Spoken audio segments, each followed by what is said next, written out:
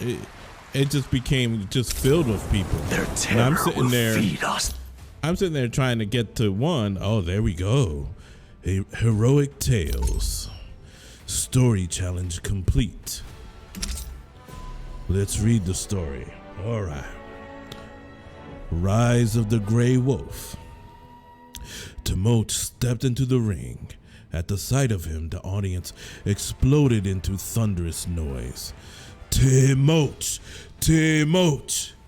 The crowd chanted his name like it was a prayer, like he was conquering king, like he was a god of gore and ruined skulls for them to invoke.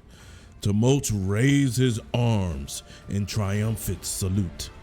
Chin jutted, and the crowd bayed in answer. How he had fought for their adulation, their worship. It took him years, but he had earned his sovereignty here. Temulch was unmatched in the gladiatorial arena. He knew it, and so did the crowd. For years, boomed the announcer's sly voice, Lunazra, elite have lived in fear of the great wolf. Countless warriors have been sent to take down this nightmare predator, but none have succeeded. His grin widened. Temulch prowled the dark-packed earth of the Colosseum's floor, the sun blistering his tawny skin.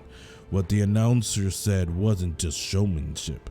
Temulch himself had lost track of how many men and women he had killed here in this very arena, how many he'd split open from throat to belly while the crowd howled on.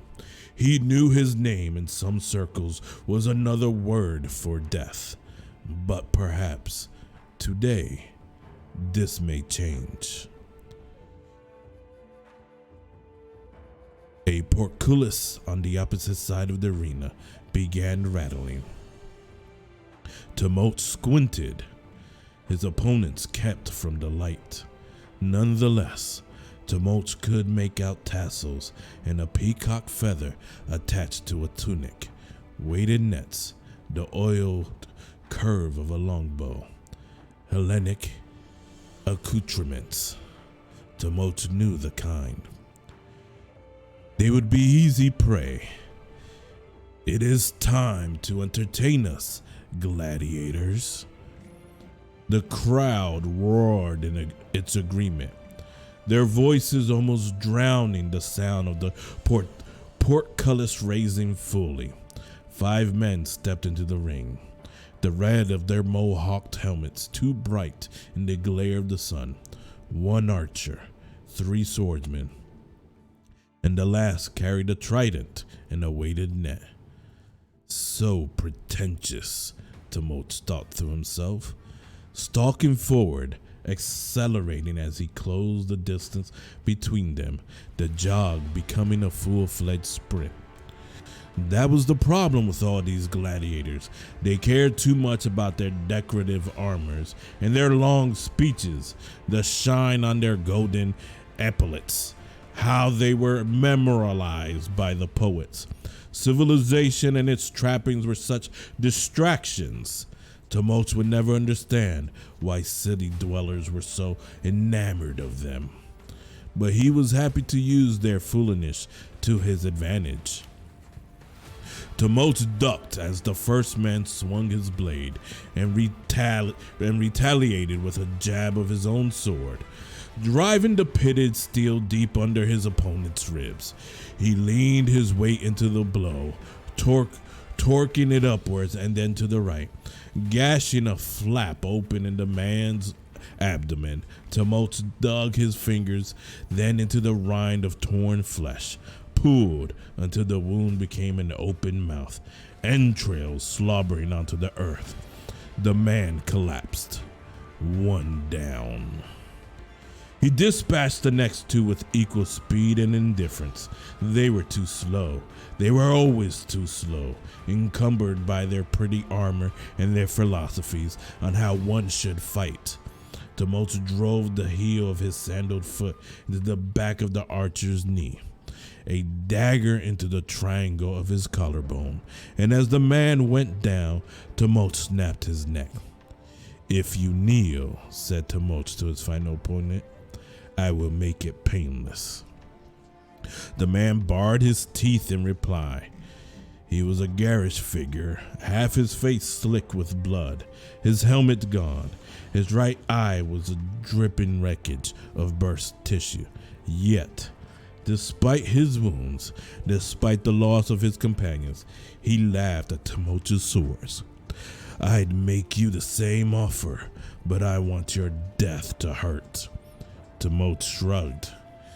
He dove forward and the gladiator did the same, sword meeting sword. He met each of Temulch's blows with great ferocity, gave no openings, his strategy purely defensive. It was clear he was trying to tire Temulch out, but that wasn't going to happen. Temulch wouldn't allow it. He grabbed one of the fallen shields from the ground and with it drove his opponent into a wall. He heard the clatter of a dropped sword. "You should have taken my offer." Temulch bashed the man's skull against the clayed masonry until the bone splintered and brains spilled outwards. He took a step backwards, allowed the man to slump onto the ground. His adversary was still grinning. Through his eyes, though his eyes were beginning to cloud. "Dogs are so stupid," he panted. "They don't count past 5. Temulch was still pondering what he meant when a thin young man leapt onto his back and drove a syringe into his neck. The world melted to a cottony darkness and then to nothing at all. Ooh, view illustration. Ooh. This is dope. Really like it.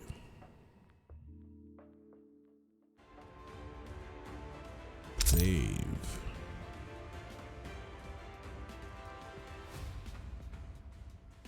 Chapter 1 is complete. Mortal Legend. So how do we get to Mortal Legend? What's this? What's this? The Chosen One. So that's where we're going, huh?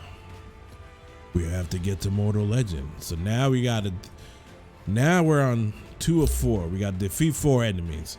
We need to buy an item from the Rift dealer.